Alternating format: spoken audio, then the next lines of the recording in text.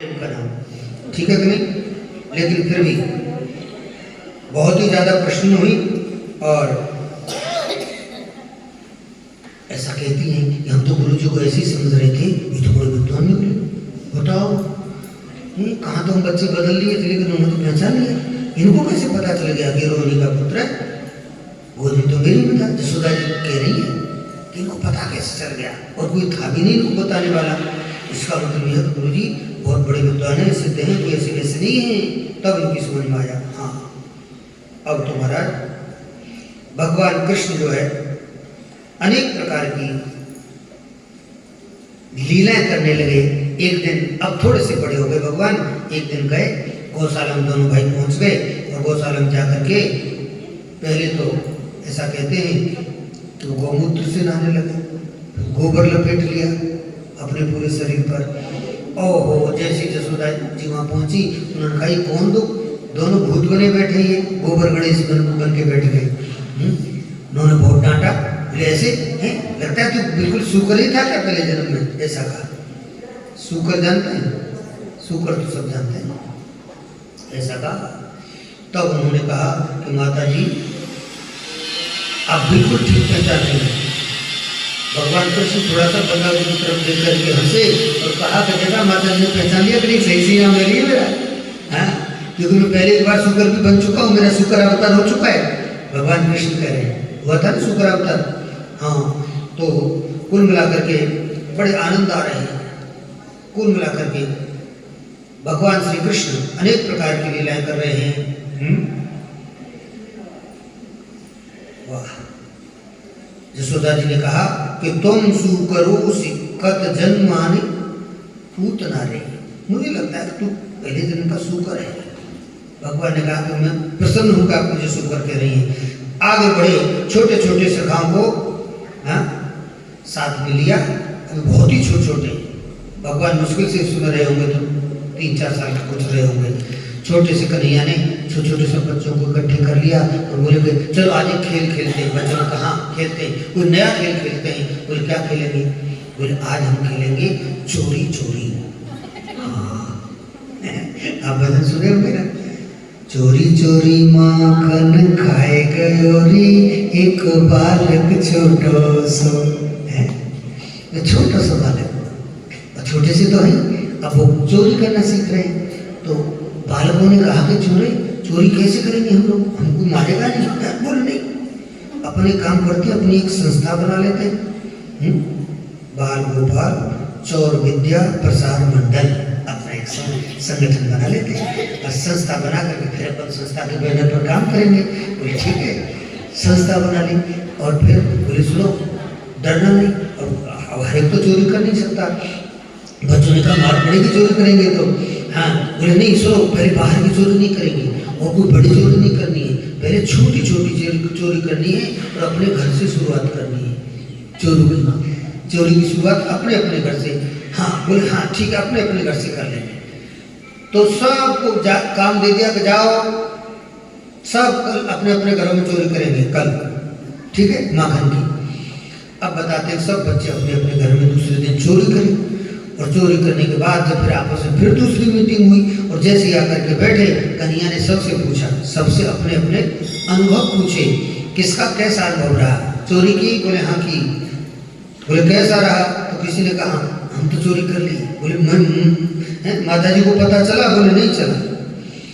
किसी ने कही कन्हैया से कहा, बोले कन्हैया ले भैया तेरी संस्था जाने और तू जाने, हम तो चोरी करेंगे नहीं कभी भी। बोले क्यों?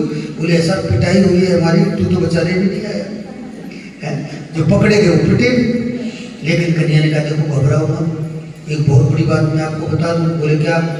बोले देखो श्री दामा को देखो, इसको देखो, ये कैसे हो रहे हैं ऐसे लकड़ी जैसे, इतने क्यों कमजोर हो गए? बोले उनकी माँ इनको माखन नहीं खिलाती है। कन्हैया ने कहा बताओ सही बात है नहीं? वालों ने कहा बिल्कुल सही है, हमारी माता जी तो माखन को बेच आती है। बोले बेच आती और आधा माखन तो कंस ले जाता है, टैक्स में कंस क्या चला जाता है? तो उन्होंने कहा सब वालों को इकट्ठा करके कि सुनो, जब हम अपने घर के माखन को खुद ही खा जाएंगे तो कंस को तो टैक्स में देना नहीं पड़ेगा, समझ गए कि नहीं? हमारे माखन से वो चांदूर और मुश्किल जैसे जो दुष्ट हैं वो बहुत पहलवान बन रहे हैं। वो पहलवानी कर रहे हैं और हमारे ये श्रीदा माँ जैसे लकड़ी जैसे हो रहे हैं। तो ये क्रांतिकारी थे भगवान, ऐसे नहीं थे छोटे कम उम्र में। तो माखन चोरी भगवान ने क्यों की? अपने बाल बालों को पुष्ट करने के लिए, और कंस के यहाँ वो टैक्स के रूप में माखन न देना पड़े, न रहेगा बांस न बजेगी बांसुरी, इसलिए भगवान ने चोरी की। दूसरा चोरी करने का सबसे बड़ा कारण ये था कि जब भगवान यशोदा के यहाँ माखन खाते थे तो ब्रज की जो गोपियाँ हैं वो भगवान को देख देख करके अपने मन में सोचती थी, देखो कितना प्यारा सा बालक है, वो क्या माखन खा रहा है, कितना अच्छा लग रहा है, कहाँ से हमारे घर भी आकर के माखन खा लेता।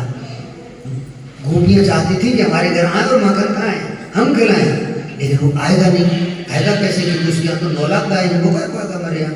तो गोपियों की हार्दिक इच्छा थी कि भगवान उनके यहाँ आए और माखन खाएं। तो गोपियों की मनोकामना पूर्ण करने के लिए भगवान ने माखन चुराया, और कंस को टैक्स नहीं देना हो पड़े इसलिए भगवान ने माखन चुराया। अपने ग्वाल बालक में सब लोग हैं, तो ऐसे भगवान है।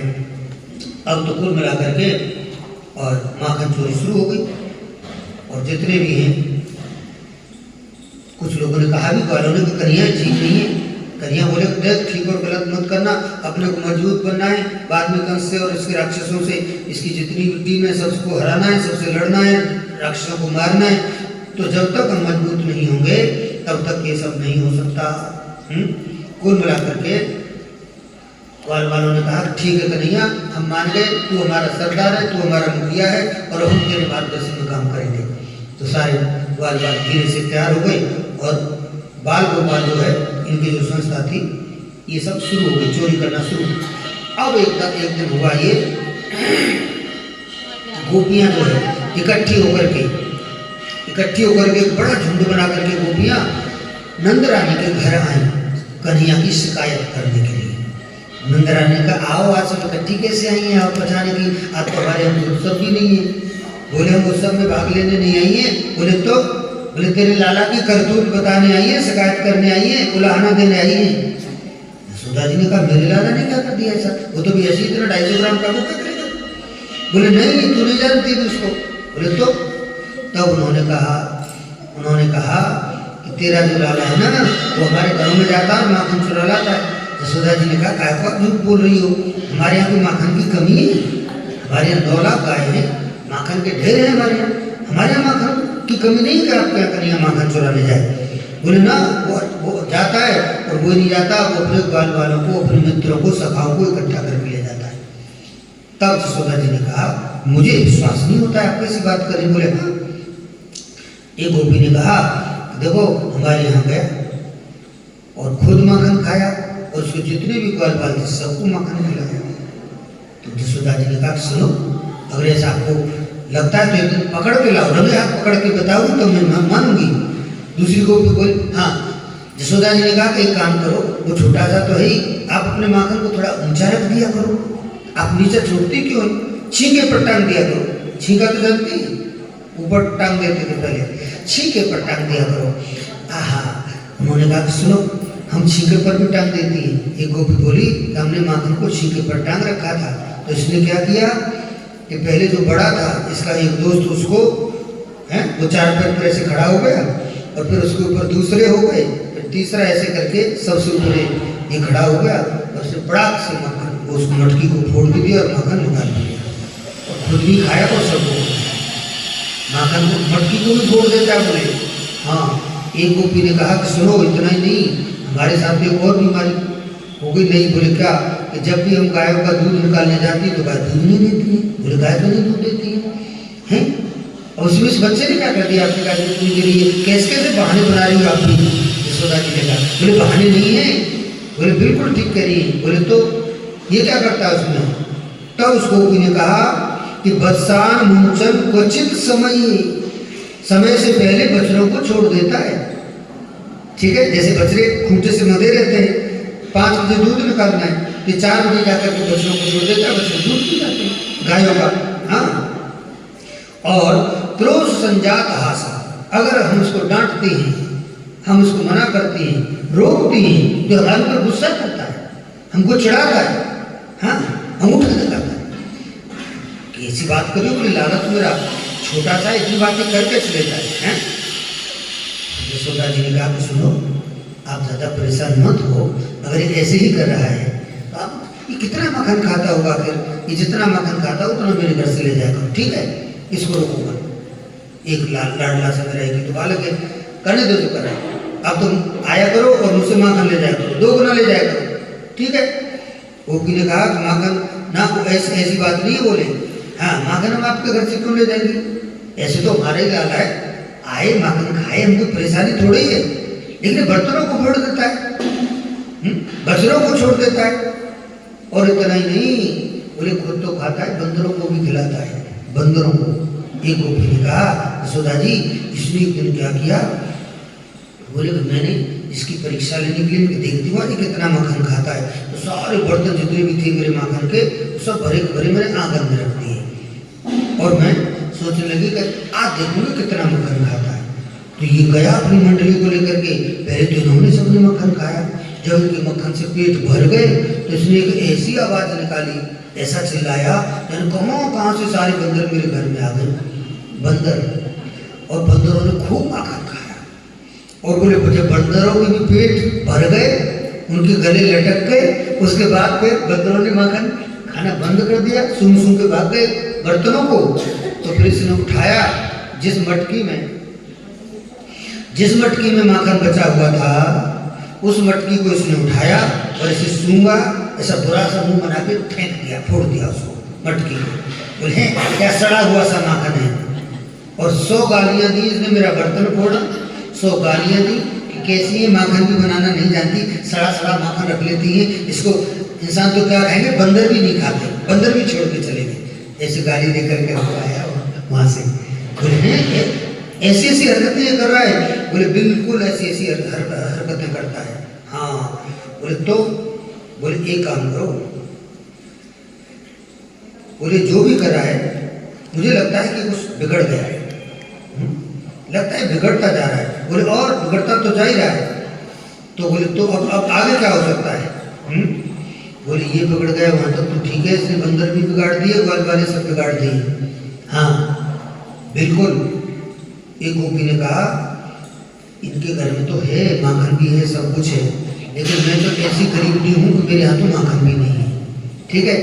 बोले तो बोले मेरे घर में कुछ है नहीं, खाली, हाँ खाली पड़ा रहता है, एक दिन ये मेरे घर में पहुँच गया, आप उससे परेशान मत हो, उसको खेलने दो, वो जहाँ जाए वहाँ जाने दो, आपका कोई नुकसान नहीं करेगी, हमारा भी कोई नुकसान नहीं कर रही है, आगे कहीं भी बैठे, बोले यहाँ करके बैठ जाए, मैं तो भगा निकालूँ, ठीक है नहीं, कुछ नहीं करेगी, केला केला खाना खा लो, हाँ। तो कुल मिला करके एक गोपी ने शिकायत की, ठीक है, वो कह रही है कि हमारे घर में तो कुछ है ही नहीं, हम तो गरीब हैं, हमारे यहाँ तो गाय भी नहीं है। तो यशोदा जी ने कहा कि जब तेरे घर कुछ है ही नहीं, तू किसकी शिकायत करने आई है? उसने कहा कि हमारी भी शिकायत है। बोले आपकी क्या शिकायत है? उसने कहा कि एक दिन मेरे घर में घुस गया और पूरे घर में 2 घंटे तक इसने खोजा, एक एक कोना घर का खोज लिया, लेकिन इसको कहीं कुछ नहीं मिला। और जब इसको कहीं कुछ नहीं मिला तो ऐसा चिढ़ गया, मतलब ये गुस्सा हो गया है, और फिर इसके हाथ में एक मटकी ऐसी लग गई तो उसको इसने फोड़ दिया खाली, और ये बोला कि कोई घर है? ऐसा लगता है घर नहीं है तो कोई मरघटा है। मरघटा घाट समझते हो? स्मशान घाट, हाँ। और कैसे कैसे लोग हैं, बोले कुछ नहीं मिलता, इनके घर में कुछ नहीं मिला, ऐसा 100 गाड़ी दे करके आया है, आप नहीं जानती हो। हाँ, तो यशोदा जी ने कहा कि सुनो, अब एक काम करो, जब कुछ इसको नहीं मिला, गालियाँ दी वो तो अलग, हमारे छोटे छोटे बच्चे घर में खेल रहे थे, उनकी चुटकी काट के भागे, उनको रुला करके आ गया, समझ गए? माँ नहीं मिला तो बच्चों को रुला करके आ गया। तो ऐसी ऐसी शिकायतें यशोदा जी से गोपियों ने की हैं। यशोदा जी ने कहा कि अब मैं ऐसे कुछ नहीं मानती, हाँ आप अगर रंगे हाथ मुझे पकड़ा दे तो मैं मानूँ, ठीक है। हालांकि इतने गोपी ने रंगे हाथ पकड़ाने की कोशिश की, गोपी को मिल गया रंगे हाथ, उसको पकड़ लाए, और गोपी जो है पकड़ करके लाई रही थी, और धीरे से जैसे कन्हैया का घर आने वाला था, जैसे धीरे से अपना हाथ खींच लिया, उसके लड़के का हाथ उसके गोपी के हाथ में पकड़ा दिया। और जब वो के ले तू कहती थी ना कि पकड़ के ला डंडे हाथ ले देख, ऐसे जोर से लड़के को आगे कर दिया। उसने कहा क्या देखूं? बोले देख ये तेरा का नहीं है। बोले तू अपनी आंखों को खोल के देख, ये तेरा का नहीं है कि मेरा का नहीं है? हाँ ऐसे। तो जसोदा जी ने बुलाया अंदर से, चलो कन्या कहाँ है, इधर आ, देखिए कितनी सारी गोपियां शिकायत करने के लिए आई हैं। तो कन्या ऐसे आंखों को मीटते मीटते बाहर आए, छोटे से तो ही और बड़ी भोली सी शक्ल बता दी। और कन्या ने कहा भैया ये सब झूठ बोल रही है, मैं तो जानता ही नहीं कुछ मैं तो यहाँ हूँ तेरे सामने खड़ा हूँ, मैं कहाँ चला गया, ये सब झूठ बोलती है। तो गोपियाँ पता है क्या है, गोपियाँ शिकायत करने का बहाना लेकर के आई हैं। गोपियाँ शिकायत करने नहीं आई, गोपियाँ सिर्फ इस बहाने देखने आई है कन्हैया को। घंटों हो गए जाती नहीं शिकायत पर शिकायत करती जा रही, क्योंकि जब तक कम से कम वहाँ खड़ी हैं इतने देर तक भगवान का दर्शन होगा। ऐसे करके गोपियाँ शिकायत करने आती, लेकिन बहाना बनाकर। शिकायत का एक बहाना है, वास्तव में गोपियाँ चाहती हैं, इंतजार करती हैं आज हमारे घर आ जाए, आज हमारे घर आ जाए, आज हमारे घर आ जाए। एक गोपी ने कहा सुनो सुनता भैया, मेरे यहाँ पे एक दिन गया है, इसको कुछ भी नहीं मिला है, तो चिढ़ गया। मेरी एक बेटी सो रही थी खाट पर, तो खाट की जो खटिया की जो पटिया थी उससे मेरी बेटी की चोटी बांध करके चलाया। और ऐसे नहीं आया, चोटी बांध करके उसके कान में जोर से कहता है हवा, और हवा से तो बच्चे डर जाते। उसकी नींद खुल गई, उसने हुआ सुना, वो एकदम खड़ी हुई।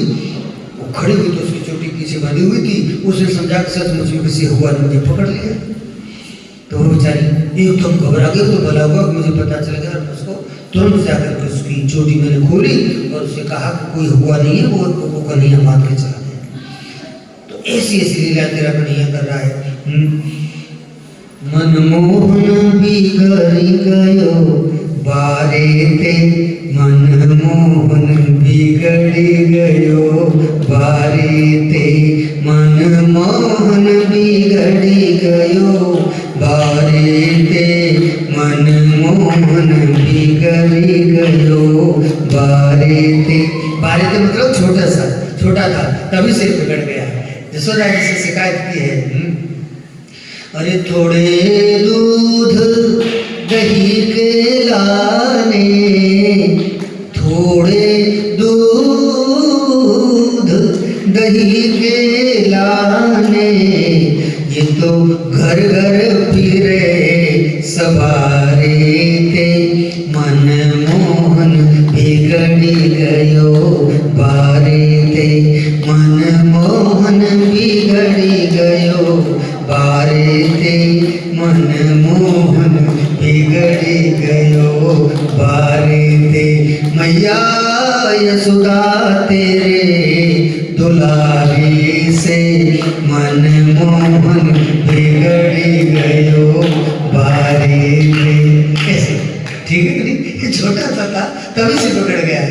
क्या क्या करता है, वो थोड़ी सी देख लिए हमारे बर्तनों को फोड़ करके आ जाता है। ऐसे ही शिकायत का भजन है। हाँ, अरे मटकी फोरी मेरी भैया मरोरी, मटकी फोरी मेरी भैया मरोरी, भैया मरोरी मेरी भैया मरोरी, यार चूनर फाड़ी किनारे ते, मनमोहन बिगड़ी गयो बारे थे। मैया यशोदा तेरे दुलारे से, मनमोहन बिगड़ी गयो बारे थे। समझ गए? बहुत प्यारा भजन है, मैं इसको बहुत आनंद से गाता हूँ, लेकिन अब ठीक नहीं होता आपके लिए। कुल मिलाकर के भगवान ने माखन चोरी के बहाने से गोपियों के घर घर जाकर के गोपियों की मनोकामना को पूर्ण किया, मनोरथ पूर्ण किया। ठीक है, अपने लिए माखन नहीं चुराया, याद रखना। भगवान को तो चोरी करने की आवश्यकता ही नहीं थी। या तो गोपियों के लिए माखन चुराया या बालों के लिए माखन चुराया है। हाँ, भगवान तो भगवान है, अपने लिए जिए तो क्या जिए, दूसरों के लिए जिए, दूसरों के लिए परमात्मा जीवन भर संघर्ष करते रहे। अब ऐसा कहते हैं कि ब्रजरज का स्वाद चखने की भगवान की इच्छा हुई। तो माखन तो खूब खा लिया, भगवान ने सोचा माखन तो खा लिए, लेकिन जिस धरती माता ने हमको जन्म दिया है, उस धरती माता का स्वाद कैसा है जरा देखे अपन उसका स्वाद चखें। ब्रज की रज का स्वाद चखना चाहते हैं भगवान। और चूंकि भगवान को मालूम है कि ब्रज में 3 चीज़ों का बहुत महत्व है, ठीक है, ब्रज की वेणु, ब्रज की रेणु और ब्रज की धेनु मतलब होता है गाय, ठीक है। तो भगवान रेणु मतलब धूल, ब्रज रज, धेनु मतलब गाय और वेणु मतलब बंसी, इसलिए भगवान ने बंसी भी बजाई ना। तो इन तीनों चीज़ों का महत्व है। तो वहाँ अभी आपको जो रमण दिखे हूँ उससे थोड़ी आगे वो है ब्रह्मांड घाट है। ब्रह्मांड घाट पर भगवान कृष्ण जो है बाल बालों के साथ सबके साथ खेलने गए हैं एक दिन, और खेलते खेलते सब बच्चों को एक साइड छोड़ दिया, धीरे से थोड़े किनारे हो गए और एक बड़ा सा मिट्टी का एक ढेला गटक लिया। बलदाऊ जी ने देख लिया, बलदाऊ जी ने कहा हाँ क्या कर रहे हैं, मुँह खोल मुँह खोल। कहा बोले वो मत कर, माता जी से कह दूंगा जा करके, बड़े हैं ना, डांटा, लेकिन नहीं खोला। तो पता है बलराम जी ने मुंह नहीं खोला, तो कुल मिलाकर के भगवान कृष्ण ने मुंह नहीं खोला, तो बलदाऊ जी ने माँ यशोदा से आकर के शिकायत की। उन्होंने कहा ग्वाल वालों ने, तेरे लाला ने माटी खाई, यशोदा सुन माई। यशोदा जी ने कहा कैसी बात करोगे, हाँ बोले किसके सामने खाई? बलदाऊ जी खड़े हो गए, बोले मेरे सामने खाई। माता जी डांट ली, क्यों रे? अब तक तो दूसरे लोग शिकायत करते थे, बाल बाल दूसरे शिकायत करते थे, सखियां शिकायत करती थी तेरी, मैं मानती नहीं थी कि शायद वो जानबूझ के कर रही होंगी, लेकिन आज तो तेरा सगा भाई शिकायत कर रहा है, बलराम बड़ा भाई, अब ये भी झूठा हो गया क्या? कन्हैया ने कहा हाँ हाँ हाँ झूठ बोल रहे बड़े भैया, मैंने मिट्टी नहीं खाई। ऐसे करे, बोले हूँ मत कर, अगर मिट्टी नहीं खाए तो मुंह खोल के दिखा। भगवान ने कहा अब तो पोल खुले, क्योंकि मुंह में तो मिट्टी लगी थी। तो भगवान यहाँ थोड़ा सा संकोच में आ गए। ऐसा कहते हैं वेद व्यास भगवान कह रहे हैं कि जो ऐश्वर्य शक्ति है ब्रह्म की, उस ऐश्वर्य शक्ति ने कहा कि ब्रह्म का अवतार है और इसकी पोल इस प्रकार से खुल गई तो बड़ा गलत हो जाएगा, हारना नहीं चाहिए। बोले जो ऐश्वर्य शक्ति थी वो भगवान के मुंह के अंदर प्रवेश कर गई, और जैसे ही भगवान ने मुंह फाड़ा तो बाप रे बाप, यशोदा जी देख रही पूरा ब्रह्मांड भगवान के मुंह के अंदर है। हाँ, बड़ी बड़ी नदियाँ, पहाड़, समुद्र, पूरी धरती, सब आकाश, सब भगवान के मुंह के अंदर दिख रहा है। यशोदा जी ने कहा कि ये मैं क्या देख रही हूँ, आंखों को मीड़ा, फिर देखा, चश्मा लगा के देखा, लेकिन वही देखा। यशोदा जी ने कहा कि ये हुआ क्या है, आखिर मेरी लाला के अंदर मैं क्या देख रही हूँ? यशोदा जी ने तो आंखें बंद कर ली, डर के मारे, मेरी इसमें कुछ आ नहीं रहा है। भगवान ने अपनी माया समेट ली, अब देख रही है यशोदा जी, बोले कुछ नहीं। जब भगवान ने मुंह बंद कर लिया तो यशोदा जी ने यशोदा जी एकदम भयभीत जैसी हो गई, बोले कि आखिर हुआ क्या है? अभी तो मना कर रहा था, लेकिन पूरे ब्रह्मांड का दर्शन करा दिया इसने। जब मैंने देखा तो ये तो भगवान है। भगवान ने कहा कि मेरी माँ ने अगर मुझे भगवान मान लिया तो हो गया काम। फिर माँ भगवान नहीं माननी चाहिए। बोले तो भगवान ने फिर दोबारा से माता जी से कहा, बोले क्या हुआ? बोले कभी तेरे मुंह के अंदर लाला मैंने पूरी दुनिया देख ली, पूरा ब्रह्मांड देख लिया। तो लाला ने कहा कि माँ लगता है तू सठा गई है, एकदम बुढ़ी हो गई, तेरी बुद्धि काम नहीं करती। हाँ बोले मेरे अंदर कहाँ से ब्रह्मांड देख लिया तूने, मैं तो खड़ा हूँ तेरे सामने। बोले नहीं मुझे भी ऐसा ही लग रहा था। बोले ऐसा कुछ नहीं। यशोदा जी ने कन्हैया को डांटा। कन्हैया ने जब ये दृश्य दिखाया तो हैरान हो गई। हाँ, अब कुल मिलाकर के माँ जब घबरा गई, स्तुति करने लगी, तो कन्हैया ने पूरी माया समेट ली। और गोस्वामी तुलसीदास जी ने रामचरितमानस में लिखा कि यही अपना ऐश्वर्य स्वरूप भगवान ने भी दिखाया था राम जी ने यशोदा को, ये किनको, कौशल्या जी को राम अवतार में, और वही ऐश्वर्य स्वरूप भगवान कृष्ण ने छोटी सी उम्र में माँ यशोदा जी को दिखा दिया। और माँ यशोदा जी अंदर से समझ तो गई, कोई सामान्य नहीं है, लेकिन भगवान चाहते हैं कि तो माँ बनी रहे, वही ज़्यादा अच्छा है। हाँ, तो कुल मिलाकर के जब माया समेट ली है, यशोदा जी ने कन्हैया को अपने गले से लगाया और बहुत प्रसन्न हुई।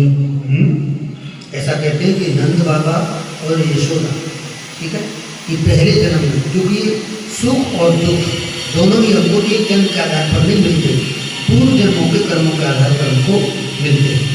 तो पहले जन्म में उन्होंने ऐसा कर्म किया कि भगवान इनको अपनी बाल लीलाओं के माध्यम से सुख पहुंचा रहे हैं। तो ऐसा कहते हैं कि द्रोण और धरा नाम की वसु थी, ठीक है, द्रोण और धरा, नंद और यशोदा, इन्होंने बहुत लंबे समय तक तपस्या की। और जब भगवान प्रसन्न हो गए तो भगवान ने कहा कि आप वरदान मांगिए। तो इन्होंने कहा, प्रभु अगर आप हमको वरदान देना चाहते हैं तो एक काम करें कि आप हमारी गोद में आकर के खेलें, बाल लीलाओं का आनंद लेना चाहते हैं। तो भगवान ने ठीक है तथास्तु, तो यही हुआ। अब जन्म तो दिया माँ देवकी जी ने, लेकिन गोद में किसकी में खेल रहे हैं? यशोदा जी की में। तो ये अपने जीवन की तपस्या का फल है, कोई बात नहीं। और जब भगवान खेल रहे हैं तो फिर ये भी थोड़े तो मटकेंगे, मटकते समय वो बेचारे फूट जाते हैं तो उनका क्या दोष है? हाँ, बहुत आनंद की आज बाल लीलाएं हैं। ऐसा कह रहे हैं कि ऐसे करते करते आ गई दिवाली। दिवाली जब आई तो हम सब जानते हैं कि दिवाली पर तो अनेक काम रहते हैं घर में। तो घर में बहुत सारे काम थे। नंद रानी ने सब दास दासियों को अलग अलग काम बांट दिए, सबको अपने अपने काम पर लगा दिया। एकदा गृहदासीषु यशोदा नंदगेहिनी कर्मान्तरनियोक्तासु निर्ममन्थ स्वयं दधि यानि यानि हि गीतानि तत्पालचरितानि च दधि निर्मन्थने काले स्मरन्ति तान्य गायत। यशोदा जी ने कहा, सारी वो अपनी जो दासियां थी, बोले आप ये काम कर लो, आप ये काम कर लो, सबको अपने अपने काम बांट दिए दिवाली के समय। और स्वयं क्या करने लगी? बोले दही हाँ मथने लगी खुद स्वयं भी। अब इतने सारे सेवक हैं, सेविकाएं हैं, लेकिन लाला को माखन खाना है, इसलिए दही तो यशोदा जी खुद चलाती है, लाला के लिए अपने हाथ से माखन निकालती है। इसका अर्थ क्या हुआ? इसका अर्थ ये हुआ कि भगवान ने हमको कितना भी कुछ दिया हो, कितने भी नौकर चाकर हो हमारे पास, लेकिन अपने बच्चे की सेवा हमको खुद करनी चाहिए। तो यशोदा जी स्वयं अपने बच्चे की सेवा कर रही है। अब ऐसा कहते हैं कि एक दिन वहाँ आंगन में दूध जो है गर्म हो रहा था। पहले आपको पता है दूध कैसे गर्म होते थे, हमसे आज आपको पता होगा, हम क्यों बताएं। हाँ, तो यशोदा जी से नंदलाल ने पूछा, कन्हैया ने पूछा कि मैया तू मुझे आज ये बता कि तुझे दूध प्यारा हो तो पूत प्यारा हो, कैसा दूध ज़्यादा अच्छा लगता है कि बेटा ज़्यादा अच्छा लगता है? तो यशोदा ने कहा कैसी बात कर रहा है पागल कहीं की, है मुझे तो मेरा पूत प्यारा है, दूध क्या होता है? कन्हैया ने कहा ठीक ठीक। तो बड़े खुश हुए कन्हैया, जो तक खुश ही थे यशोदा जी कन्हैया को खिला रही थी, इतने में ही दूध उबल गया, उफान आ गया दूध में। और जैसे ही दूध में उफान आया यशोदा जी ने कन्हैया को पटका, जल्दी से भागी। कन्हैया ने कहा कि अच्छा अभी तो कह रही थी पूत प्यारा है, अब फेंक के चली गई, अब दूध प्यारा हो गया। और जैसे गई यशोदा जी, कन्हैया तो मारे इतना गुस्सा में छा गया कि जितने भी वहाँ अंदर बर्तन थे ना दही के और उसके साथ सब फोड़ दिए, पूरे आंगन में फैला दी, मक्खन दही है ये जो भी था सब। गुस्सा में मारे यशोदा जी ने आकर के देखा, क्यों रे तूने ये क्या कर दिया? ये पूरा इतना नुकसान कर दिया, मैंने सब फैला दी, दही फैला दी, मक्खन फैला दिया। कन्हैया ने कहा तू कह रही थी ना कि पूत प्यारा है, फिर क्यों भागी मुझे छोड़ करके? हाँ, तब तो माता जी इतनी गुस्सा में आ गई, उन्होंने कहा इधर आ तुझे बताती हूँ, ऊखल से बांधती हूँ। हैं तो कन्हैया को ऊखल से बांधने लगी, हैं यशोदा जी ऊखल से जब बांधने लगी तो ऐसा कहते हैं कि 2 अंगुल रस्सी कम पड़ जाए। कन्हैया बंध ही नहीं पा रहा, बंध ही नहीं पा रहा है। जब देखती हैं तो 2 अंगुल रस्सी कम पड़ जाती है। हाँ, तो उन्होंने कहा ये 2 अंगुल रस्सी क्यों कम पड़ती है? बोले कोई भी काम जब तक पूरा नहीं होता, जब तक आप मेहनत नहीं करते, पुरुषार्थ नहीं करते और भगवान की कृपा नहीं होती। तो एक अंगुल है जीव का पुरुषार्थ और दूसरी अंगुल है भगवान की कृपा। तो जीवन में सफलता जब मिलती है जब हम पुरुषार्थ भी करते हो और भगवान की कृपा भी हो जाए, हैं? इसलिए कहा, कृपा के लिए कहा, भाग्यम फलत सर्वत्र न विद्या न पौरुषम। विद्या और पौरुष ये जब फलित होते हैं जब साथ में भाग्य भी जुड़ जाता है, भगवान की कृपा जुड़ जाती है। आप ऐसा मानिए, तब कहीं जाकर के जीव को सफलता मिलती है, हैं? अब ऐसा करें कि भगवान रस्सी से बंध तो गए, अब जसोदा जी मान करके निश्चित हो गई, अपना काम करने लग गई। भगवान जो है खिसकते खिसकते खिसकते खिसकते हाँ खिसकते खिसकते आंगन में खड़े थे तो बड़े बड़े पेड़, अर्जुन के 2 पेड़ खड़े थे। भगवान धीरे से ऊपर सैतुल के बीच में से निकले, जब ऊपर से निकले तो ऊपर उनमें टकराए और दोनों पेड़ टूट करके धाम राम नीचे गिर गए। ओ जसोदा जी भागी, क्या हो गया क्या हो गया? पता चला बड़े बड़े पुराने 2 पेड़ जो है वो टूट के गिर गए। तब जसोदा जी ने कहा चलो कम से कम मेरे लाला को तो कुछ नहीं हुआ। हाँ, तब ऐसा कहते हैं कि भगवान आसानी से तो नहीं मरे थे, माता जी हर प्रकार से थक गई थी तब बधे थे। फिर भी माता जी ने ये दूसरा चमत्कार देखा कि ये 2 पेड़ कैसे गिर गए। अब ऐसा कहते हैं कि जो 2 पेड़ गिरे हैं ना, वो कोई सामान्य पेड़ नहीं है, वो नल और कुबर, ये 2 कुबेर के बेटे हैं। नल कुबर और मणिग्री, नल कुबर और मणिग्री ये कुबेर के पुत्र हैं। एक बारी नदी में स्नान कर, किसी तालाब में स्नान कर रहे थे, एकदम निर्वस्त्र होकर के स्नान कर रहे थे। नारद जी वहां पहुंचे, नारद जी महाराज दंडवत। नारद जी ने कहा कौन हो रहे तुम? ऐसे संतों को ऐसे प्रणाम किया जाता है? शर्म नहीं आती? जाओ, जड़ जैसा काम कर रहे हो, जड़ हो जाओ। जड़ हो जाओ तो पेड़ बन गए। हाँ? और फिर संत आशीर्वाद मतलब श्राप देते हैं तो आशीर्वाद भी दे देते हैं साथ साथ में। इसलिए इन्होंने बताते हैं कि वो फिर नारद जी ने श्राप भी दे दिया था, तो श्राप को आज उनका वो श्राप पूरा हुआ, भगवान के द्वारा इनका उद्धार हुआ और ये भगवान की फिर बड़ी भारी अच्छी सी स्तुति करने लगे। ये कह रहे हैं कि वाणी गुणानुकथने श्रवणो कथायाम हस्तौ च कर्म सुमनस्तव पादयोर्नः स्मृत्यां शिरस्तव निवास जगत् प्रणामे दृष्टि सतां दर्शनेस्तु भवन्तु नूनाम्। ऐसा कहते हैं कि इन्होंने भगवान की प्रार्थना की है। बोले प्रभु, हम हमेशा जो हमारी जो वाणी है, वाणी गुणानुकथने, हम अपनी वाणी से आपके गुणों का कीर्तन करते रहें, हैं?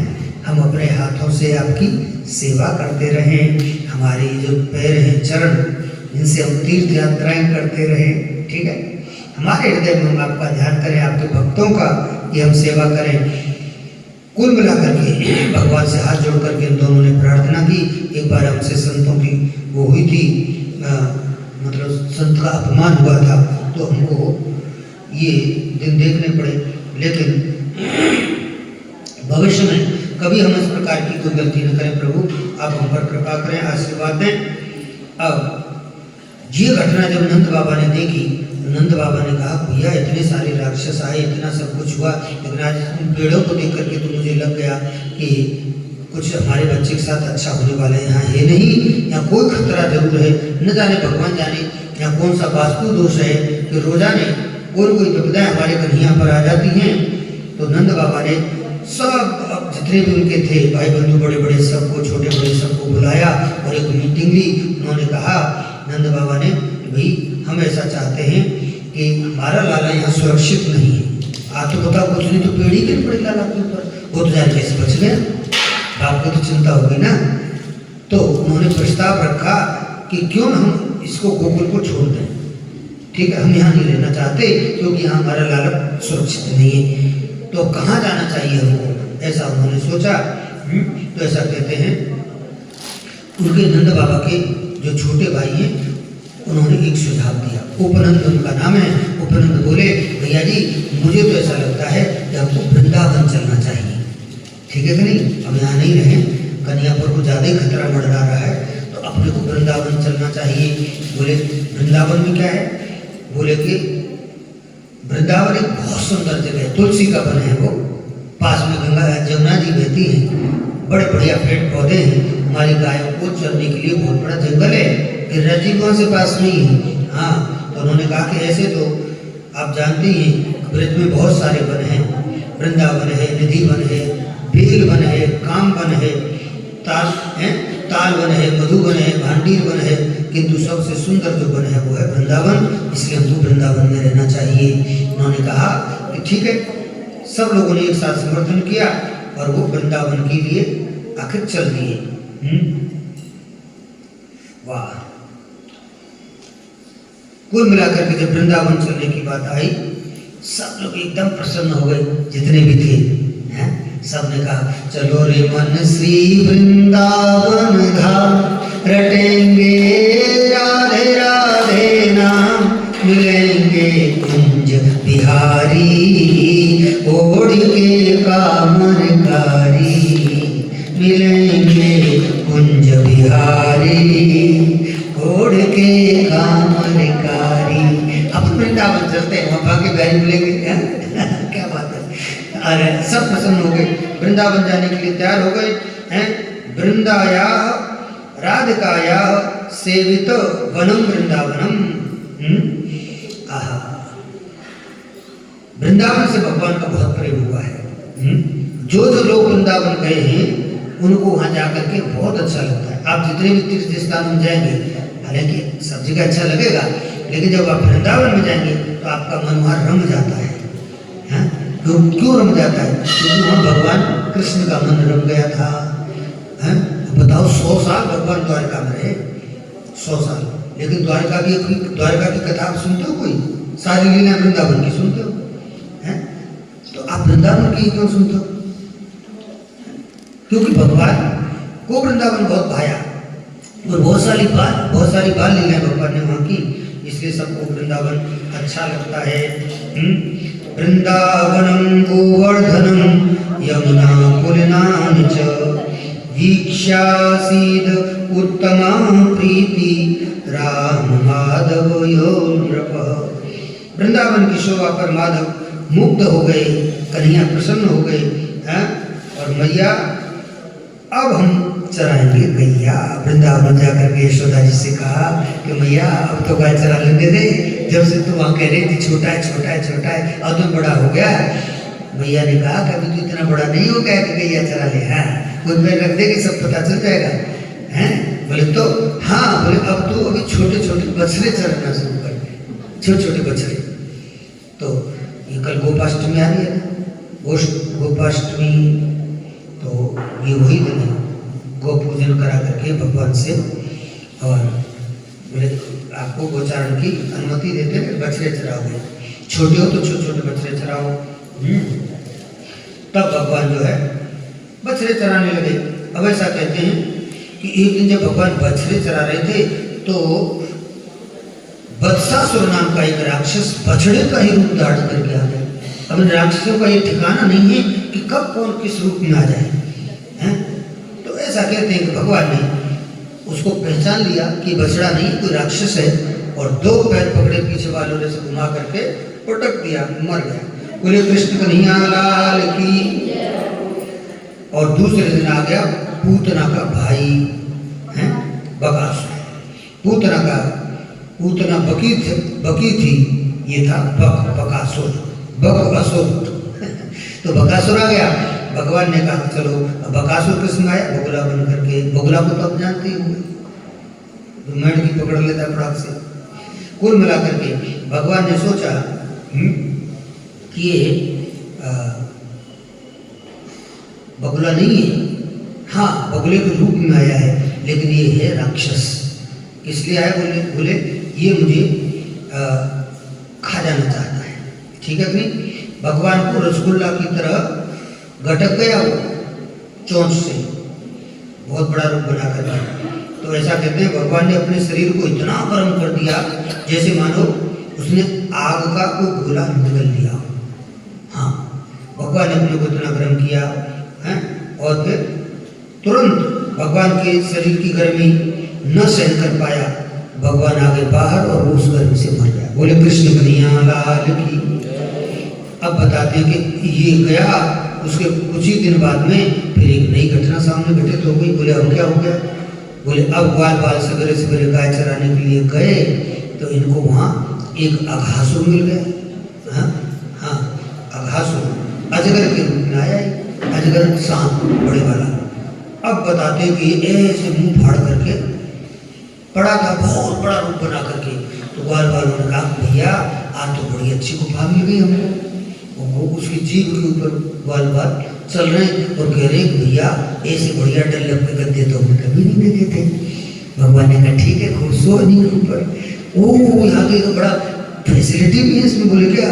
बोले इसमें तो खूंटियाँ भी, चाहे तो अपने कपड़े भी टांग सकते हैं उसके दांत जो थे। हाँ, तो उन्होंने कहा चलो बढ़िया है, बिना किराए कितना बढ़िया 5 स्टार होटल का जैसा कमरा है, कितनी बढ़िया गद्दे पड़े भैया, सब और बाल खुश हो गए, हमें तो नींद आ रही है, तो थोड़ी देर यहाँ सोना चाहते हैं। भगवान भी उनके साथ ही घुस गए उसमें, लेकिन भगवान तुरंत तो समझ गए कि गुफा फुफा कुछ नहीं है। हाँ, ये भी कोई राक्षस ही है।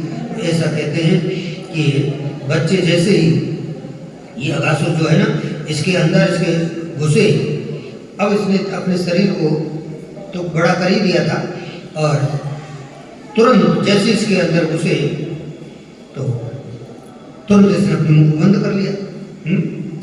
अब भगवान जो है इसकी जो श्वास नली थी उसमें जाकर बैठ गए। भगवान समझ गए कि अगर जब इसकी श्वास बंद हो जाएगी तो अपने आप मर जाएगा। श्वास नली में बैठ करके भगवान ने श्वास को बंद कर दिया और ये मर गया। हाँ, श्वास रुक गई और ब्रह्मरंध्र के फटने से ये सब ग्वाल बाल वहीं से बाहर आ गए। अब भगवान ने कहा कि आप जिसको 5 स्टार होटल समझ रहे थे वो होटल नहीं था, राक्षस था। बोले कन्हैया हम तो आज तेरी कृपा से बच गए भैया, न तो उसकी श्वास रोकता है और न उसके प्राण। भगवान का स्पर्श हो गया तो ब्रह्मरंध्र से निकल गए और न हमको हमारे आज प्राण बचते। बोले चलो भैया खूब बचाया जा आपने, लेकिन अब तो कन्हैया भूख लग रही है, गाय चराते चराते। बोले तो बोले अपन भोजन कर लेते हैं। तो सारे ग्वाल बाल ऐसे चारों तरफ से एक सर्कल बना करके बैठ गए, गोल घेरा बना करके, और अपने अपने घर से जो भी लेकर के आए थे वो सब खोल लिया और भोजन करने लगे। कन्हैया ने सबसे लिए थोड़ा थोड़ा सबके साथ खा रहे थे। तो ऐसा कहते हैं कि भगवान श्री कृष्ण, बहुत प्यारा सा एक प्रसंग है, अघासुर की मृत्यु के बाद उसी रेती में बैठ करके यमुना के किनारे और सब ग्वाल बाल बड़े प्रेम से भोजन कर रहे हैं। भगवान श्री कृष्ण ने अपनी जो कमर है उसमें फेंट कस ली, मतलब जो दुपट्टा पड़ा था पीताम्बर उसको कमर में बांध लिया। आज भी आपने देखा होगा ब्रजवासी कई बार बांध लेते हैं कमर में कपड़ा, उसे कहते हैं कमर कसना। अगर कहीं किसी से लड़ना हो, लड़ाई करनी हो तो कमर को बांध कर सिर को बांध के लड़ाई करते थे ब्रजवासी। लेकिन आप मत सीख लेना, कल से कमर बांध के लड़ना शुरू करता हूँ। बोले महाराज जी ने बढ़िया टेक्निक बता दी। तो टेक्निक आपके लिए नहीं है, उनके लिए थी। जो भगवान ने ऐसे कमर कसी, वो दुपट्टा अपनी कमर में बांध लिया है, और आगे की ओर मुरली एक तरफ और एक तरफ उनके पास जो थी सींग, श्रृंगी जिसे कहते हैं, श्रृंगी, एक तरफ मुरली घुसड़ ली उसी में और दूसरी तरफ श्रृंगी, ऐसा कहते हैं। और बगल में उनका जो उनके हाथ में जो बैंज था, डंडा मानिए, उसको ऐसे बगल में ले लिया है और अपने एक हाथ पर भोजन रख लिया। ठीक है, दही चावल रोटी कढ़ी जो मिला होगा हाथ पर रखे, और उनके अंगुलियों के बीच बीच में जो खाली जगह थी उसमें किसी में गाजर का अचार, किसी में आम का अचार, किसी में मूली का अचार, टेटी का अचार। टेटी बहुत होती है व्रत में। तो जो अचार थे भगवान ने अपनी अंगुलियों के बीच में दबा लिए, उल्टे हाथ पर दही भात रख करके अचार जो है उनमें अंगुलियों के बीच में दबाए और भगवान खाने लगे। सब ग्वाल बाल खा रहे हैं, सब एक दूसरे से मांग मांग करके खा रहे हैं। अब इस दृश्य को देख करके देवता तो खुश हो गए। बोले ऐसा ब्रह्म हमने नहीं देखा कि जो बच्चों के साथ बाल बालों के साथ बैठ करके भोजन कर रहा है। आप ध्यान से सुनिए, मोबाइल के बाद में भी चल जाएगा, बहुत ध्यान से सुनो। अच्छा वही कर, भगवान क्या खा रहे हैं? झूठन। किसकी? हाँ, वो ये नहीं करे तुम झूठा झूठा झूठा कर दिया, ऐसा नहीं कह रहे, खा रहे। कौन खा रहे हैं? भगवान। ओहो, देवता तो फूल बरसाने लगे, देवता बहुत खुश हुए। भाई इतना सहज सरल भगवान हमने नहीं देखा था जो ग्वाल का झूठा खा ले हैं। अब इन्होंने तो देवता तो खुश हुए, लेकिन एक व्यक्ति को बड़ी आपत्ति हो गई इसमें भी। वो कर्मकांडी था, उसने कहा है ये कोई भगवान नहीं झूठा फूटा खा रहा है सबका। किसने कहा? ब्रह्मा जी ने। ब्रह्मा जी ने कहा ये कैसा भगवान है, ग्वाल वालों का झूठा खा रहा है? हमको लगता है कि भगवान नहीं। तो फिर ब्रह्मा जी ने क्या किया? ब्रह्मा जी सीधे ब्रह्मलोक से आए हैं, और ग्वाल वाल तो अपना कलेवा करने में मस्त थे, और इतने भी तो बछड़ों को चुरा कर ले गए हैं। भगवान ने कहा कि ये क्या हुआ भाई, गाय बछड़े चुराने तो अच्छी बात नहीं, कोई नजर नहीं आ रही। भगवान ने ग्वाल वालों से कहा चिंता मत करो, आप हीरो, मैं भी खोज करके आता हूँ।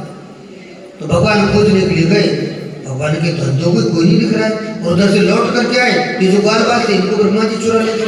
भगवान ने कहा हो गया काम, उधर गया तो गाय बछड़े नहीं, इधर गया तो ये नहीं, ग्वाल बाल नहीं।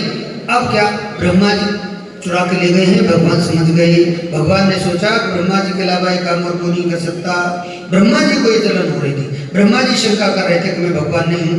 तो मेरी भगवत्ता की परीक्षा लेने के लिए ब्रह्मा जी ने ये काम किया है। तो भगवान ने ब्रह्मा जी को उत्तर देते हुए क्या किया पता है? तुरंत जैसे गाय और बछड़े पहले थे, जैसे ग्वाल बाल पहले थे, सब जो के त्यों बना दिए। ठीक है, इतने सेम टू सेम बना दिए कि वो 1 साल हो गई, लेकिन 1 साल तक वही ग्वाल, वही बछड़े, वही गाय जाती रही। लेकिन उन ग्वालों की माताओं ने पहचाना नहीं कि बने वो ग्वाल वाले को ओरिजिनल तो ब्रह्मा जी ले गए।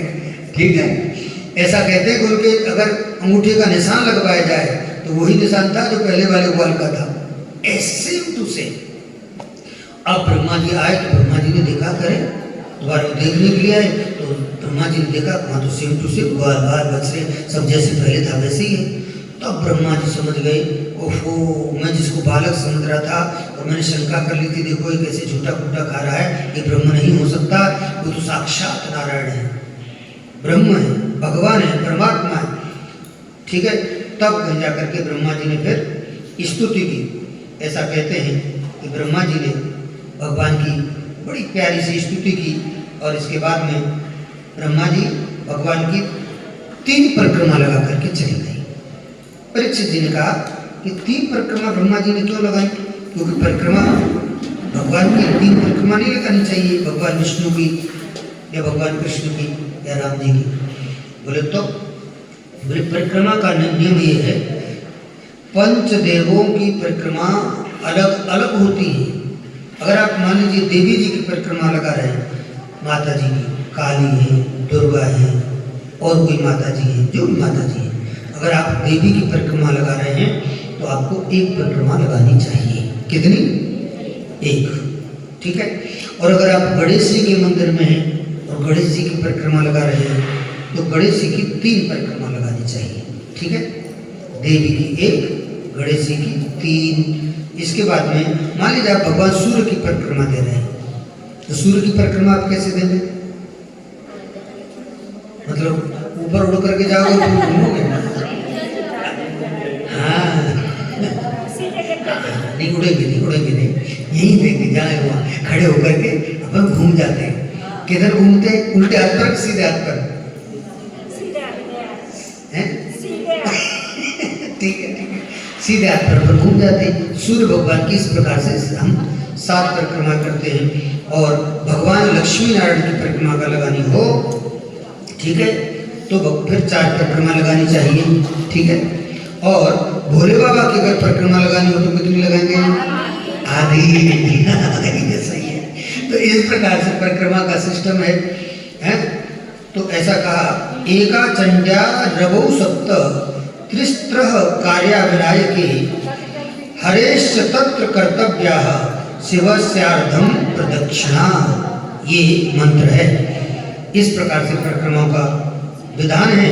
लेकिन ब्रह्मा जी तो 3 परिक्रमा लगा करके चले गए।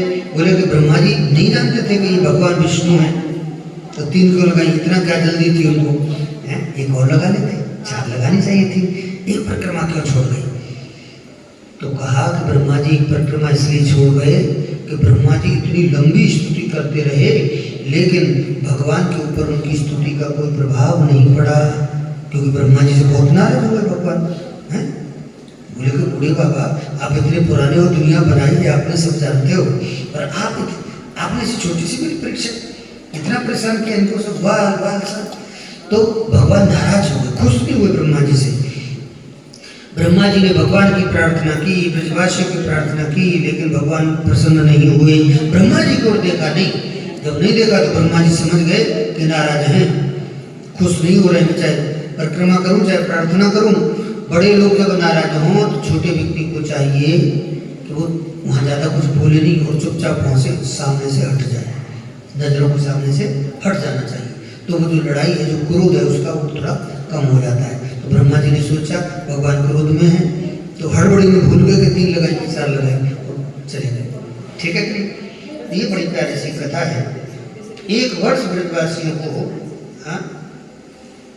हो गया।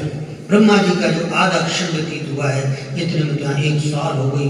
1 साल बाद जो ग्वाल थे उन्होंने आकर के घरों में कहा कि माता जी या तो कन्हैया ने अघासुर को मार दिया। बोले 1 साल कैसे हुई?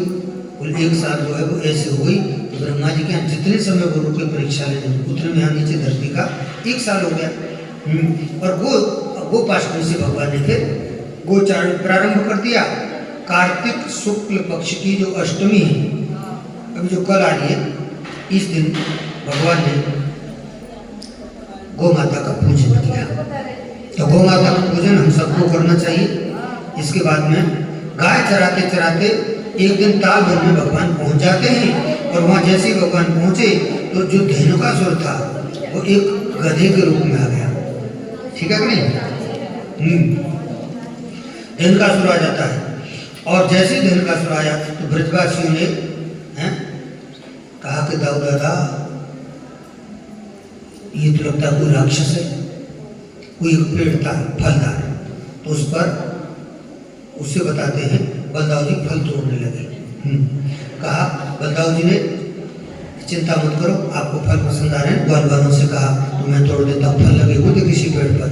अब बलदाऊ जी ने उसको पकड़ा, हिला दिया, फल जड़ गए नीचे। बलदाऊ जी बहुत ताकत थी, तुरंत उसमें से एक गधा के रूप में एक राक्षस प्रकट हो गया। जैसे वो राक्षस प्रकट हुआ, बलदाऊ जी समझ गए। बलदाऊ जी ने दोनों उसके पैर पकड़े और घुमा करके पटक दिया।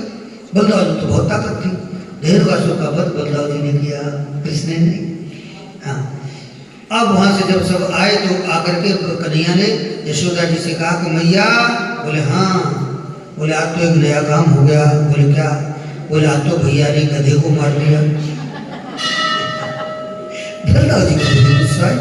बलदाऊ जी ने जैसे ही सुना, देखा मैं इससे बड़ा हूँ और मैं इतना पावरफुल भी हूँ, ताकतवर हूँ, लेकिन फिर भी देखो इसने कैसा उपहास किया मेरा। कहा तो भैया ने गधे को मार दिया। तो यशोदा जी ने कहा चोरे बलदाऊ, तू ऐसे काम क्यों करता है? गधे को बेचारे को क्यों मारता है? तू है गधे मारता है?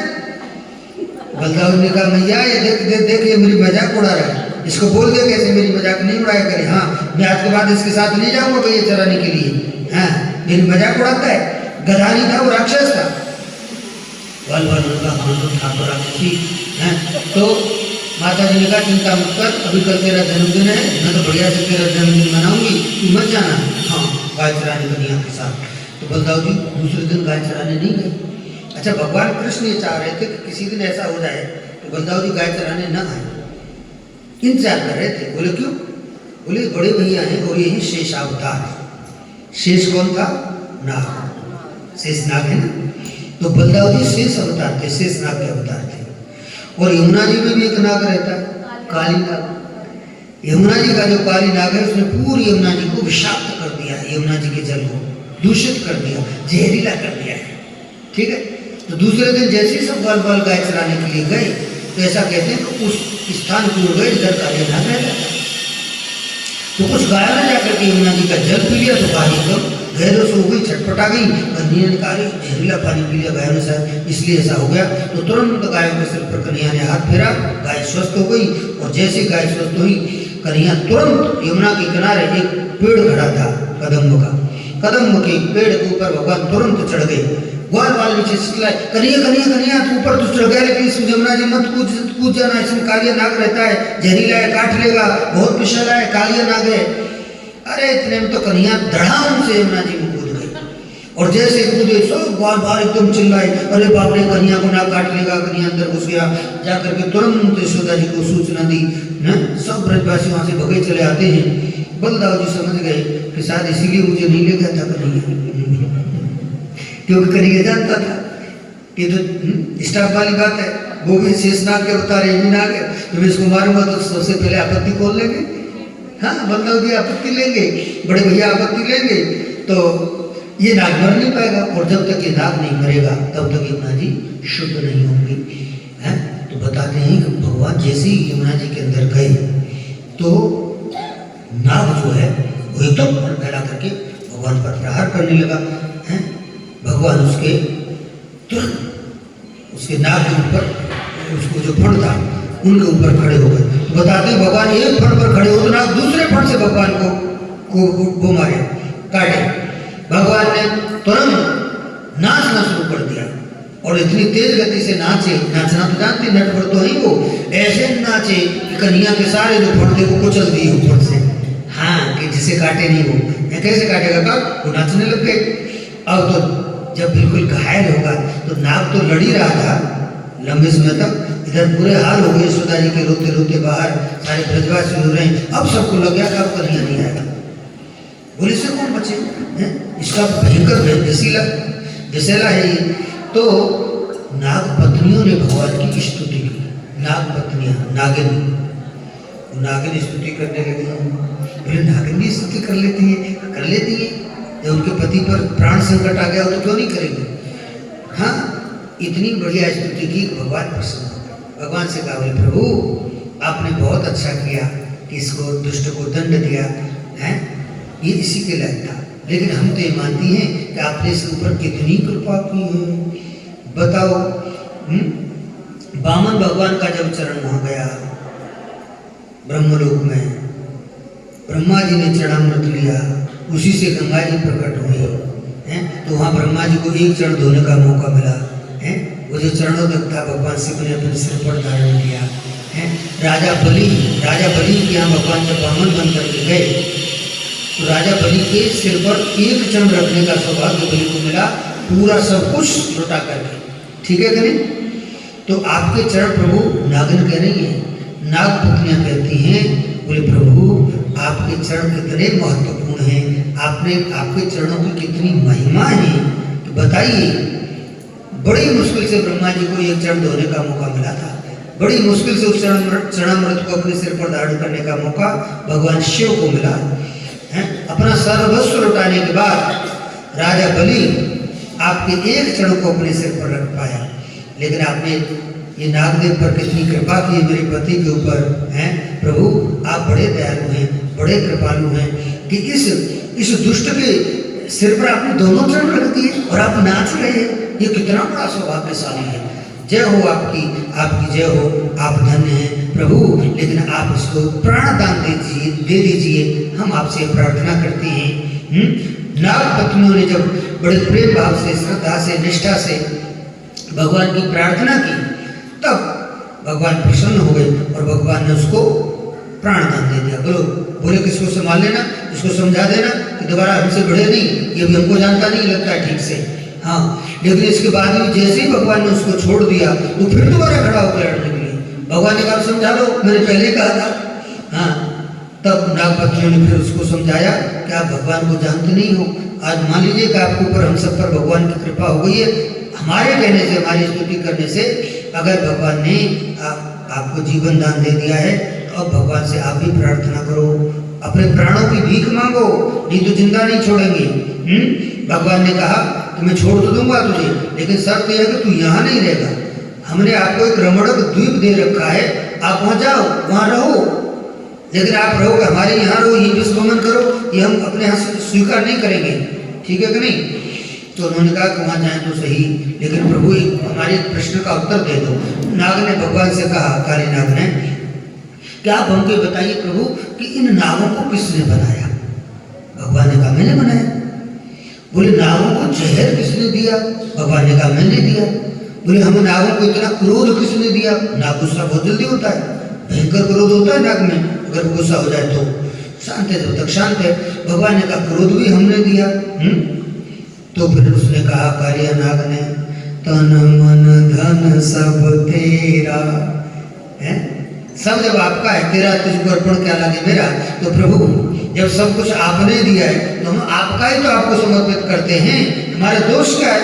आपने हमको जहर दिया है तो लोग मर जाते हैं, आप हमारे वाणी में अमृत देते हैं, लोग अमर हो जाते हैं। आपने जहर क्यों दिया? ठीक है कि नहीं? भगवान ने कहा देख, बात बनाने से काम नहीं चलेगा, बात बनाने से काम नहीं चलेगा, देश छोड़ना पड़ेगा। हमारे ही खाते हो, हमको ही काटते हो, हमसे गद्दारी करते हो, शर्म नहीं आती है? तो उन्होंने कहा प्रभु वहाँ जाएंगे कैसे? हम वहाँ जाएंगे तो वहाँ भी तो हमको कोई फिर नहीं रुकने दे, तो हमें आपके गरुड़ से बहुत डर लगता है प्रभु, ये कहा है। गरुड़ नागों का दुश्मन है।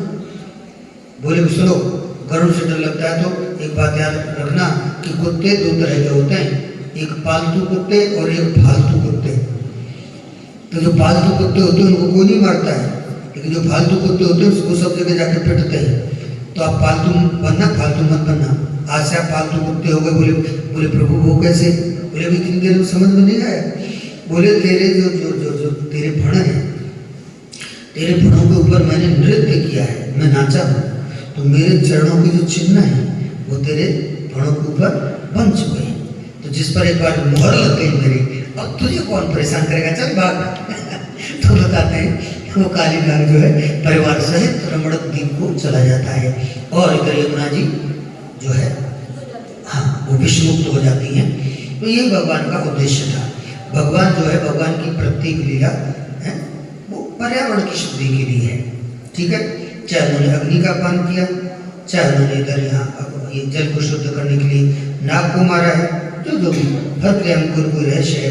तो कहने का मतलब इस प्रकार से भगवान आज इस कालिया नाग का मर्दन कर दिए, और कुल मिला करके एक से एक भगवान की जो लीला है वो अपने आप में बहुत ही महत्वपूर्ण है। अब ऐसा कहते हैं भगवान उसी उसी जंगल में दावानल जो अग्नि थी उसका भी एक बार आग लग गई थी वहाँ जंगल में, तो उसका भी पान भगवान ने किया था, और उस अग्नि से ब्रजवासियों की रक्षा की थी। कुल मिलाकर के आप ये इतना समझ लो कि भगवान जो भी लीला कर रहे हैं वो सब दूसरों की रक्षा के लिए कर रहे हैं, ब्रजवासियों की रक्षा के लिए कर रहे हैं, ठीक है कि नहीं। तो जब हम दूसरों के लिए कोई काम करते हैं तो वो परोपकार कहलाता है, और परोपकार जो है वो पुण्य होता है। अब ऐसा कहते हैं कि अब आगे शरद ऋतु, शरद ऋतु में भगवान ने वेणु वादन किया। वेणु वादन मतलब बंसी बजाई है। वेणु वादन जब हुआ तो सबको बहुत अच्छा लगा। भगवान ने भागवत में वेद व्यास के 5 गीत लिखे हैं। कितने गीत लिखे हैं? 5 गीत। इसमें सबसे पहला जो गीत है उसका नाम है वेणु गीत, ठीक, भगवान ने वेणु बजाई है। दूसरा जो गीत है उसका नाम है प्रणय गीत। गोपियाँ भगवान से जो प्रार्थना करती है, इसके बाद गोपियाँ आती हैं बंसी बजने के बाद, फिर भगवान गोपियों को कहते हैं कि जाओ किस लिए आई हो, तो गोपियाँ वहाँ प्रणय की प्रार्थना करती हैं, वो प्रणय गीत कहलाता है। और फिर आता है गोपी गीत। भगवान जब अदृश्य हो जाते हैं तो गोपियाँ वियोग में, विरह में रोते हुए जो गीत गाती हैं उस गीत को कहते हैं गोपी गीत। फिर उधर एक भ्रमर गीत है। जब वो दव जी गए हैं तो गोपियों ने भौरे को देखते हुए एक गीत गाया है, उसे कहते हैं भ्रमर गीत है। ऊधो ऊधो मैंने सब कार्य अजमाए, वो आएगा आगे बताऊंगा। और फिर है युगल गीत, ठीक है। तो इस प्रकार से ये भागवत है। एक बार हेमंत ऋतु में चीर चुराकर वापस करते समय कहा, हेमंत ऋतु में भगवान ने चीर भी तो चुराया गोपियों का।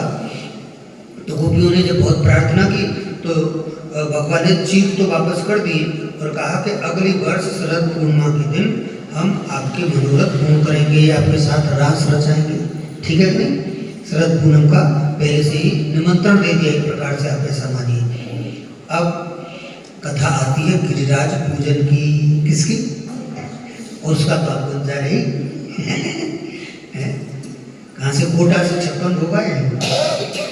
हाँ, आप लाइए कोटा से 56 भोग, तो भगवान को 56 भोग लगेंगे। अभी गिरिराज पूजन के बाद बीच में कैसे आ गई? सुनना, बीच में क्रम से है।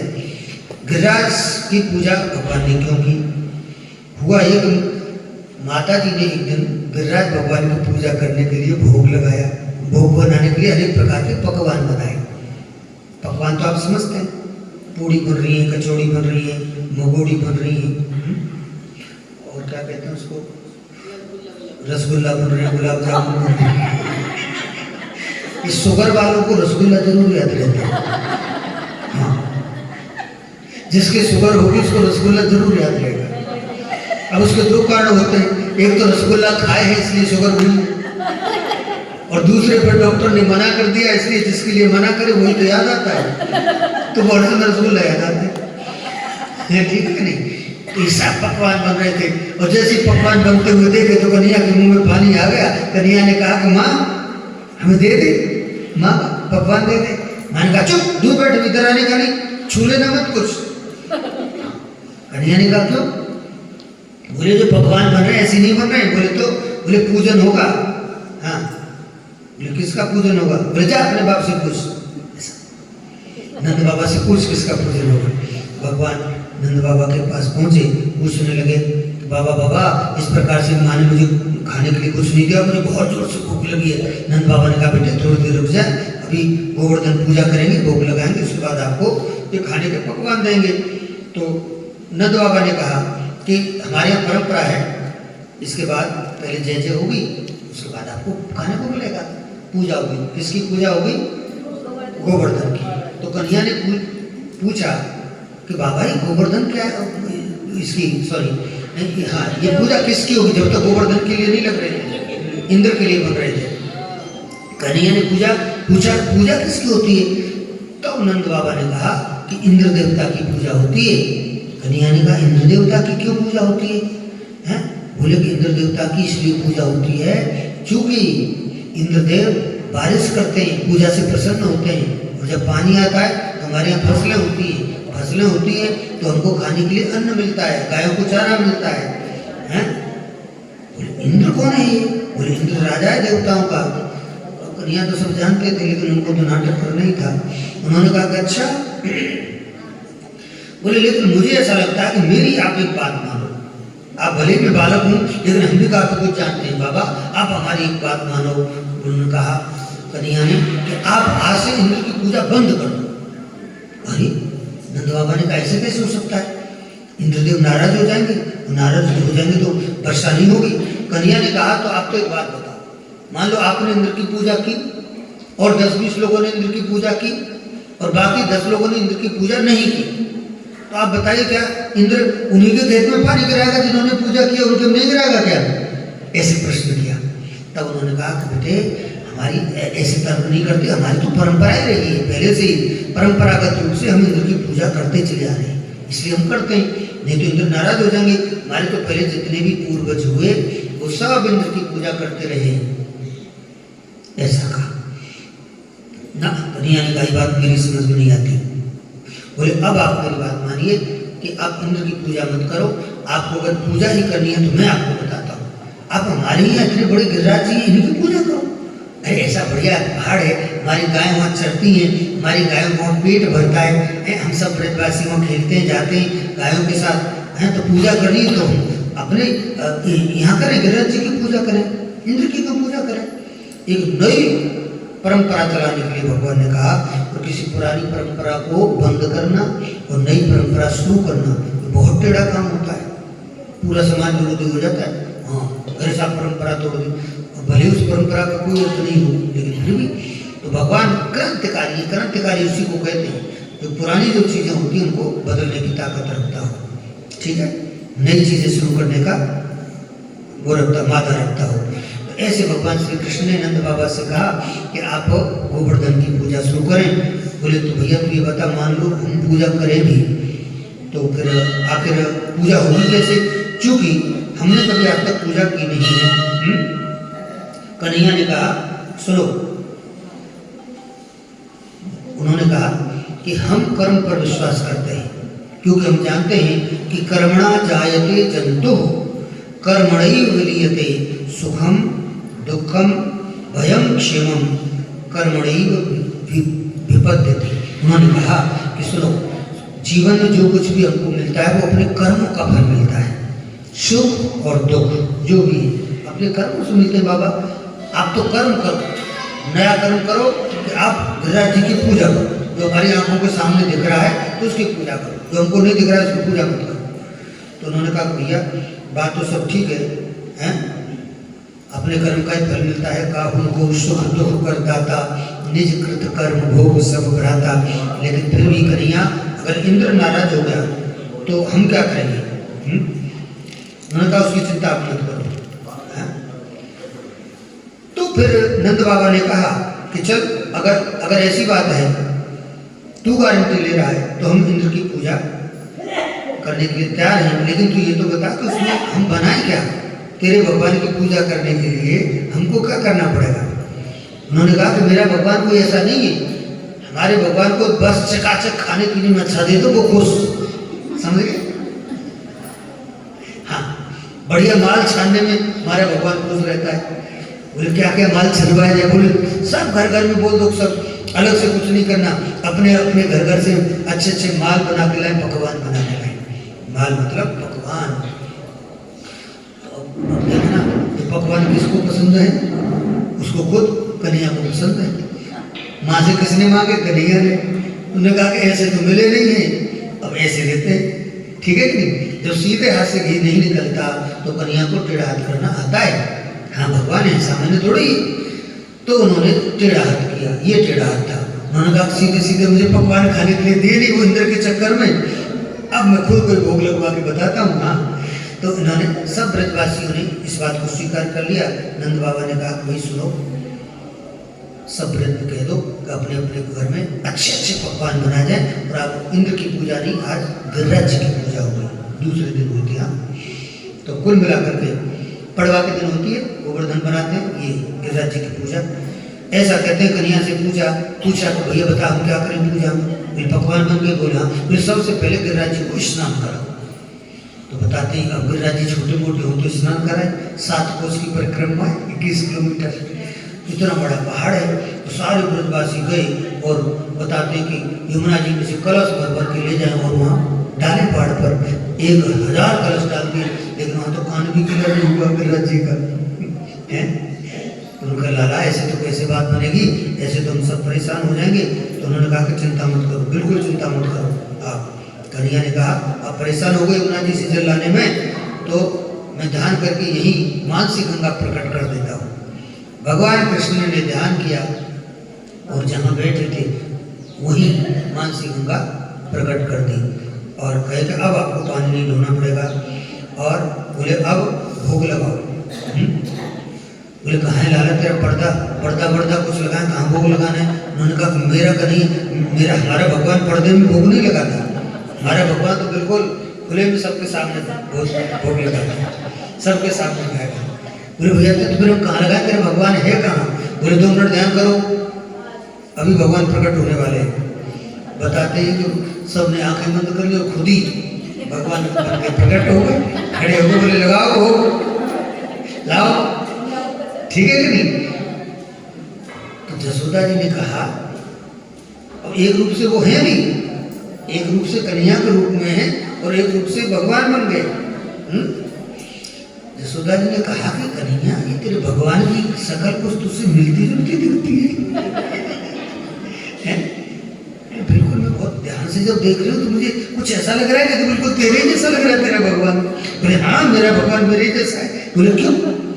तो कहा कि भैया मेरे जैसे ऐसे है मेरा भगवान, क्योंकि जिस गाय का दूध मैं पीता हूँ उसी गाय का मैं भगवान को पिलाता हूँ, तो मेरे जैसा हो गया। बोले ये हो सकता है, ठीक है। तो बताते सब ब्रजवासियों ने भगवान को भोग लगाया। तुलसी कुलसी छोड़ दो, भगवान को भोग लगा दो। तो ब्रजवासियों ने भोग लगाया, तो आपका भी आज सौभाग्य जगा है और आप भी भगवान को भोग लगाएं हैं। अब बताते हैं ब्रजवासी भोग लाते गए और भगवान खाते जाने। ठीक है कि नहीं? उनकी रुचि के अनुसार सब भोग बने हैं। अच्छा, तो भगवान ने बड़े प्रेम से पाया, सारे ब्रजवासी खुश हो गए। जिसके यहाँ से जो आया था सब देते गए, भगवान सबका भोग लगाते गए। ब्रजवासियों ने कहा कि भैया ये भगवान हमको अच्छा लगा, तेरा देवता कन्हैया, अब तुम हर साल इसी को भोग लगाएंगे। पहले बार इंद्र का क्या, वो तो कोई प्रकट होकर खाता भी नहीं था, तेरा भगवान अच्छा प्रकट होकर खाता है। भगवान ने कहा ये तो मैं चाहता हूँ, हर साल लगाओ, खूब बढ़िया बढ़िया पकवान बनाओ, हाँ मैं खुश, हाँ हर साल खिला। तो कुल मिलाकर के बड़ा प्रेम से वहाँ भोग लगाया है। और ब्रजवासी आज बहुत ज़्यादा प्रसन्न है। बाबा ने कहा हैं कि कन्हैया हम तो ऐसे ही समझ रहे थे यार, तूने तो इतना बढ़िया देवता बताया, और ये देवता तेरा हमको बहुत अच्छा लगा भाई। और तो कुछ हुआ सो हुआ, हम तो जाने क्यों इतने दिन से इंद्र की पूजा करते आ रहे थे, लेकिन आज मन प्रसन्न हो गया क्योंकि तेरे देवता ने क्या पाया है प्रेम से, हमारा मन खुश है। ऐसा कहते हैं कि भैया ने धीरे से कहा कि कन्हैया भोग में कोई कमी तो नहीं रहेगी? तो बोले सुनो, कोई भोग में कमी नहीं रही है, लेकिन फिर भी आपको किसी को ऐसा लग रहा हो कि हमारे भोग में कोई कमी रह गई है या कमी रह गई होगी, हमसे कोई गलती हो गई हो, तो उसके लिए क्या करना चाहिए? तो कन्हैया ने कहा भैया सबसे बढ़िया उपाय है कि अगर भोग में कोई कमी रह गई हो तो इसके लिए गिरिराज जी की परिक्रमा कर लेनी चाहिए, है? मैं तो गोवर्धन को जाऊं मेरे वीर, नाय माने मेरो मनवा। मैं तो गोवर्धन को जाऊं मेरे वीर, नाय माने मेरो, अरे नाय माने मेरो मनवा सकीरी, नाय माने मेरो मनवा मनवा। मैं तो गोवर्धन को जाऊं मेरे वीर को जाऊं, सात कोस की दूं परिक्रमा।